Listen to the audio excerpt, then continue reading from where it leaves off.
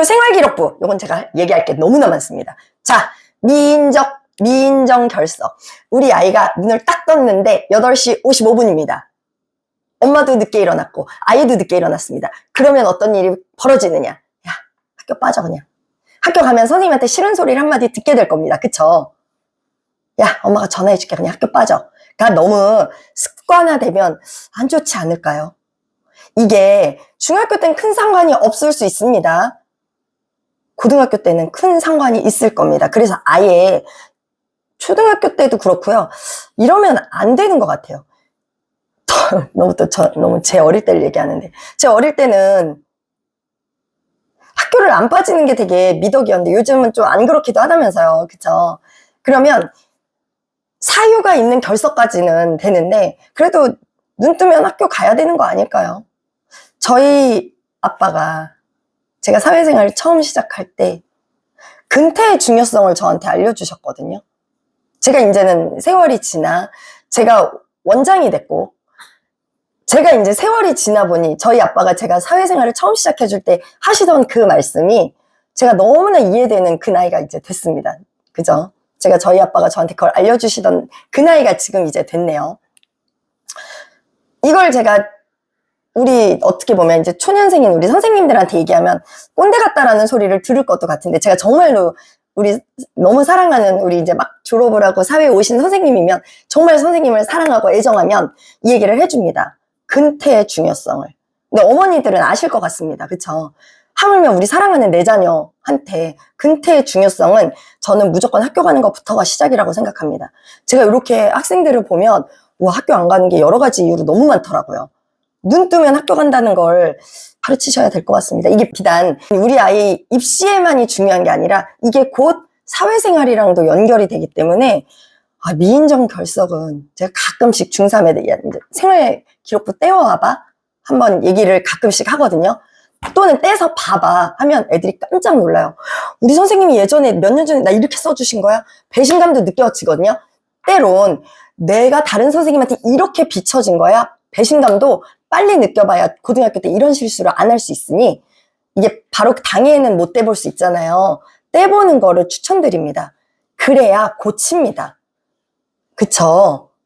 내가 이런 식으로 남한테 타인한테 비춰진다는 걸 고칠 수 있으면 고치는 기회가 중학교니 고칠 수 있으면 고쳐야죠. 그래서 떼보라고 저는 얘기합니다. 늦장으로 뭐 불차며 뭐 성실하지 않고 막 이런 얘기는 그 누구한테 좋을 얘기가 아니니까. 그쵸? 미리 막아야죠. 수상 경력은 무조건 좋은 겁니다. 나갈 수 있으면 다 나가야죠. 적극성이 여기서 드러나니까 나갈 수 있으면 나가는 게 좋습니다. 할까 말까 할 때는 이런 건 나가야 되는 겁니다. 적극적인 아이로 반영이 되기 때문에. 창의적 체험활동, 동아리 활동 중요하고 활동을 한다는 건 그냥 무조건 좋은 겁니다. 자율활동 해야죠. 봉사활동 하면 좋고요. 진로활동 다 좋습니다. 이게 진로라는 게 진로 얘기 많이 하세요? 우리 아이와? 저 하나 학부모님과 얘기했어요. 아니 우리 아이가 이제 겨우 6학년인데 진로가 바뀔 수 있는데 아이랑 얘기해봤자 이게 의미 있을까요? 의미 있나요? 의미 있지 않을까요? 의미 있을걸요? 진로는 바뀌는 게 당연한 겁니다. 6학년짜리가 뭘 알겠습니까? 진로는 당연히 바뀌어요. 더 어려도 진로는 당연히 바뀌어요. 4살 때는 경찰이 최고고요. 5살 때는 소방관이 최고인데 4살 아닌데 야 경찰 뭐 이렇게 얘기할 거리도 아니고 야 소방관 위험해. 그냥 괜찮습니다. 그러면서 아이는 탐색하는 거고 진로를 4살 때 5살 때부터 얘기를 안 한다는 건 마치 이거와 같아요. 마치 이거와 같습니다. 21살인 우리 아이 지금 결혼 안 시킬 건데 연애하지 말아야지. 맞는 말일까요? 연애도 많이 해본 애가 결혼 잘합니다. 맞죠? 맞나요? 전 그렇다고 믿거든요. 연애 많이 해본 애가 남자 보는 눈 있지 않을까요? 그냥 아무도 안 사귀어보고 그냥 한번 쫙 결혼을 딱 하는 애는 진짜 이 세상에 많지 않지 않을까요? 많이 사귀어본 애가 남자 보는 눈이 있다고 저는 또 믿는 면이 있거든요. 맞아요? 맞나? 그렇지 않을까요? 그래서 진로도 마찬가지입니다. 이것저것 나 이것도 돼볼 거야. 저것도 돼볼 거야. 냅두세요. 어머니는 알려주시고 같이 탐색하시면 됩니다. 마치 진로는 썸 타는 것 같다고 생각해요. 우리 이렇게 썸 타보다가 진로로 가듯이 썸 타는 겁니다. 같이 이것도 썸 타보고 저거랑도 썸 타보고 뭐 어때요? 지금 바로 직업 선택하는 거 아닌 예비 중일인데 중인데 해봐요. 뭐 너 뭐 되고 싶어? 이랬더니 저요 축구선수 되고 싶었는데 포기하려고요. 그러는 거예요. 왜? 이랬더니 우리 엄마가 전 손흥민 안 될 거라고 애초에 포기하래요 라고 얘기를 했어요. 그래서 왜 너가 손흥민 안 됐네? 엄마가 저는 성실하지 않아 손흥민이 안 될 거래요. 그래서 제가 웃겼어요. 그래서 근데 제가 봐도 손흥민 될 것 같진 않았어요. 왜냐?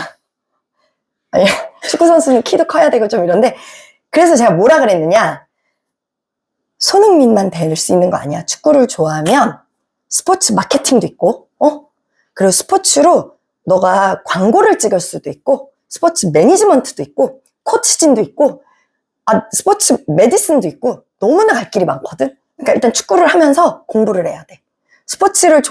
축구 좋니? 그랬더니 머릿속에 맨날 축구가 돌아다닌대요. 그리고 막 공을 어떻게 슈팅하고 그 자기가 축구를 자기만 해서 제일 잘해서 반별 대항이 있으면 자기가 꼭 뽑혀간대요. 그리고 애들이 다 자기를 찾는데요. 그래? 그럼 뽑혀가면 일단 뽑힐게 나가고 그리고 공부를 하자.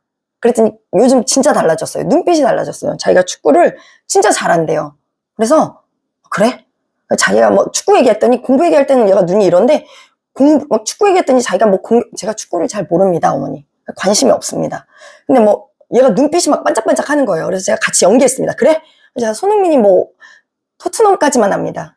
제가 뭔 관심 있겠습니까? 요래서 축구 잘 모르는데 그냥 연기했습니다. 얘가 하도 막 눈빛이 반짝거리길래 그래? 그래서 제가 손흥민처럼 자기가 어디서 슛을 던지면 비거리가 어쩌고 못 알아듣는 단어 쓰는데 알아듣는 척 했습니다. 그래?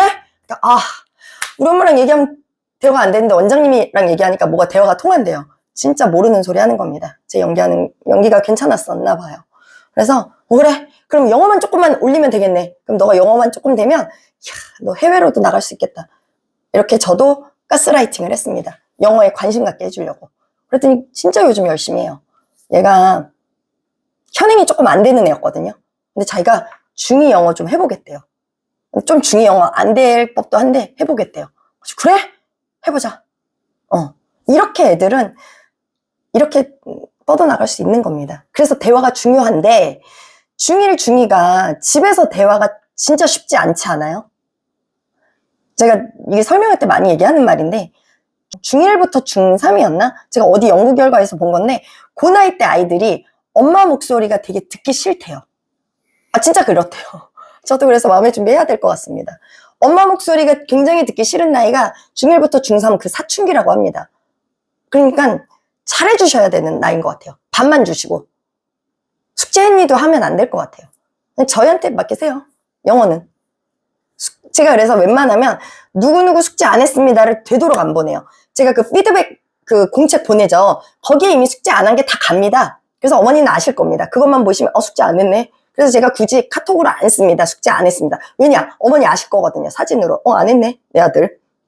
그래서 저도 굳이 안 씁니다. 보이시니까. 제가 메꿔야죠. 어머니가 숙제 안 했네 하는 순간 더 멀어지거든요. 근데 요때가 엄마와 아들이 딸은 제가 딸을 안 키워서 모르겠어요. 제가 딸이 없거든요. 진짜 사이가 좋아져야 될 시기인데 이때 제일 멀어지거든요. 그래서 밥만 맛있게 해주세요. 그러면 사이가 덜 나빠지지 않을까요? 요때는 남이 키워야 되는 시기인 것 같아요. 제가 좀 도와드릴게요. 제가 키우고 제 아이는 남이 키우고 그래야 될 때 아닐까요? 그렇습니다.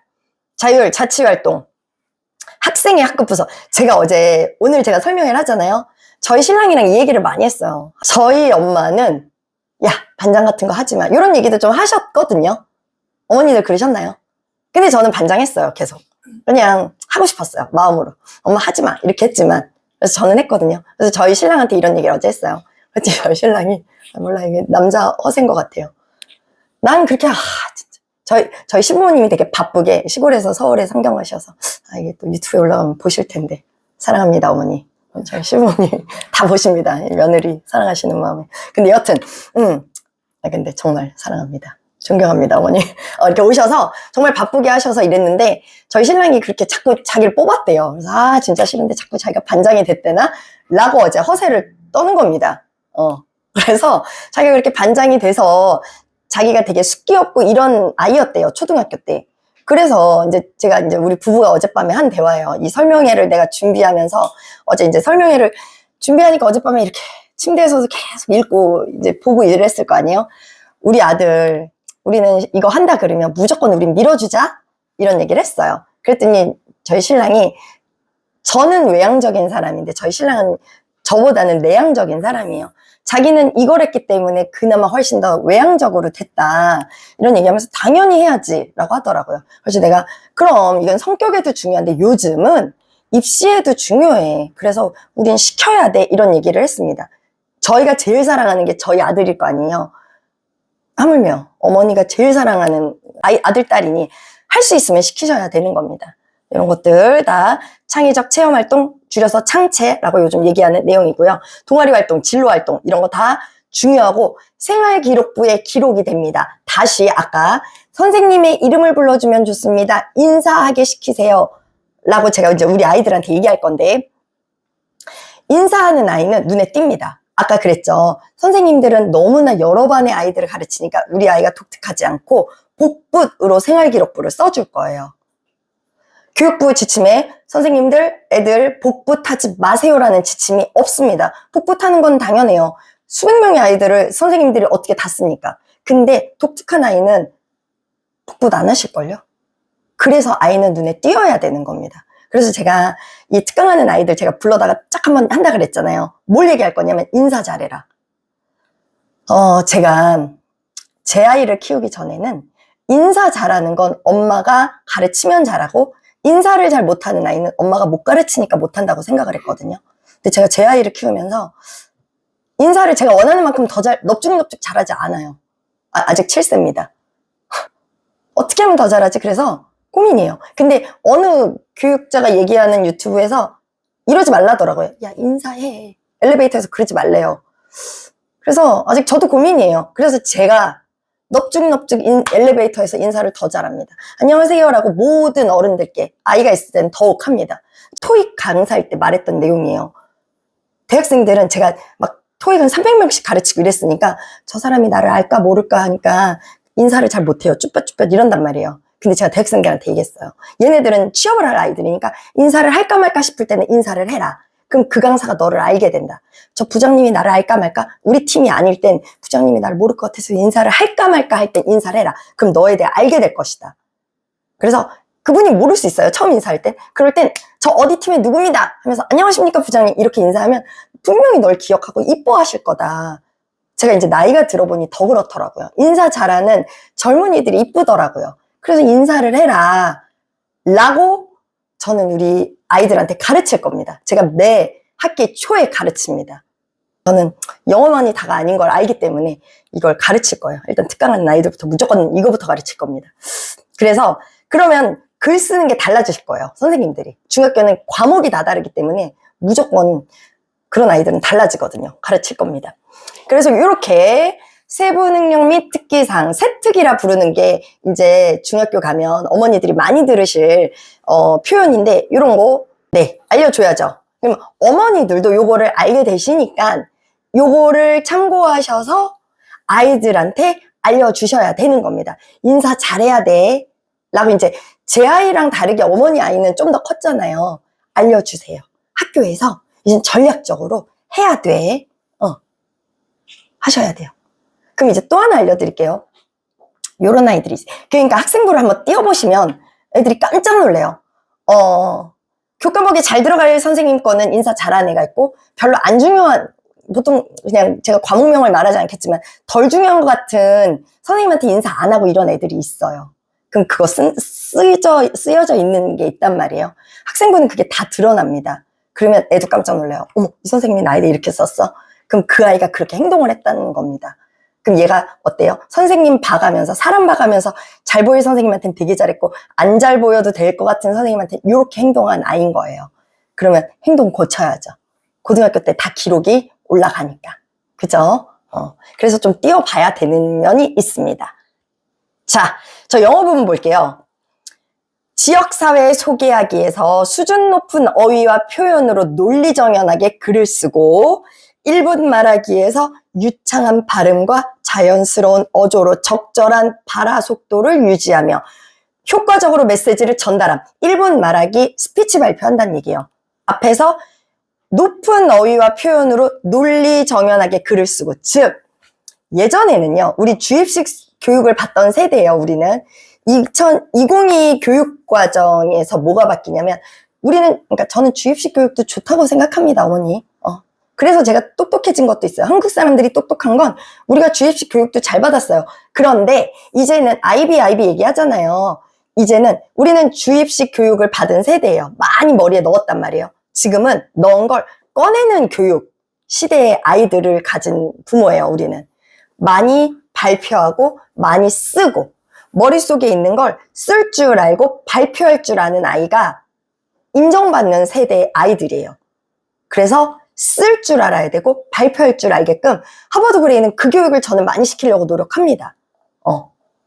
물론 머리에 넣는 것도 교육해야 되는데 그건 당연한 거고요.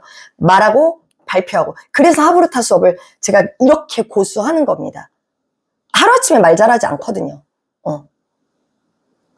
말을 잘하는 건 타고난 성격도 있는데요. 그럼 성격 탓만 할 거예요, 평생? 아니란 말이에요. 훈련도 해야 되는데 이게 집에서 훈련되는 건 정말 한정적이거든요. 그래서 외부에서 저희가 해주는 겁니다. 네, 이런 거 영어 있습니다. 독서 활동, 독서. 뭐 추천도서 이런 거 하면 네이버에도 너무 많이 나옵니다. 뭐 1학년 추천도서 너무 많이 나와요. 그렇죠? 교육청 홈페이지에도 나오는데요. 야, 이제 너희 중학교 1학년 되니까 진짜 책 한번 제대로 읽자. 종회기원 막 이런 거, 삼국지 막 이런 거. 독서, 책 읽고 끝이 아니라 독후 활동을 해야 되는데 너무 어려운 책 읽는 거 별론 것 같아요. 자, 별로인 거 예를 하나 들어볼게요. 삼국지 읽었어요, 우리 아이가. 야, 삼국지가 어땠어? 엄마. 자, 지금 별로인 예를 들어볼게요. 삼국지는 엄마, 세 나라가 전쟁하는 거야. 이런 거 최악입니다. 그냥 책 제목만 보면 나오는 거잖아요. 삼국지가 전쟁하는 거야. 이게 뭐야, 이게? 이런 건 최악입니다.